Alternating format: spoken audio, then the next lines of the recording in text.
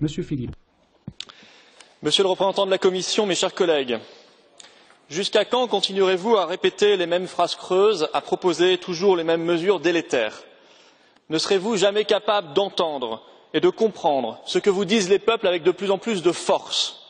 Ceux qui vous le diront d'ailleurs une nouvelle fois le 2 octobre prochain en Hongrie, lors du référendum sur les épouvantables quotas de migrants que vous imposez au peuple. Il me semble pourtant que la situation est claire. Le seul programme de travail de la Commission qui mériterait d'être discuté est celui préparant la dissolution concertée de l'Union européenne, à commencer par les accords de Schengen et par l'euro, au bénéfice des souverainetés nationales retrouvées et d'une saine coopération entre les nations.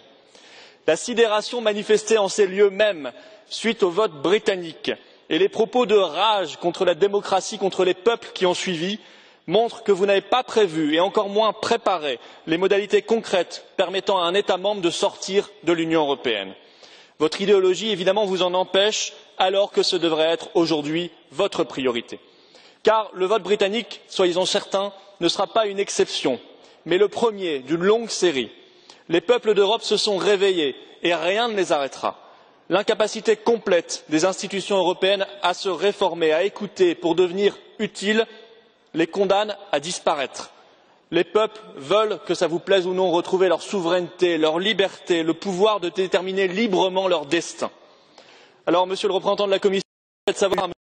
Juncker que plutôt que de s'entretenir avec les dirigeants des autres planètes, plutôt que de s'acharner avec une Europe largement rejetée par la majorité des peuples et à qui vous l'imposez aujourd'hui simplement par l'intimidation, la terreur et la force, il devrait, avec réalisme, préparer la déconstruction européenne et la reconstruction des États-nations.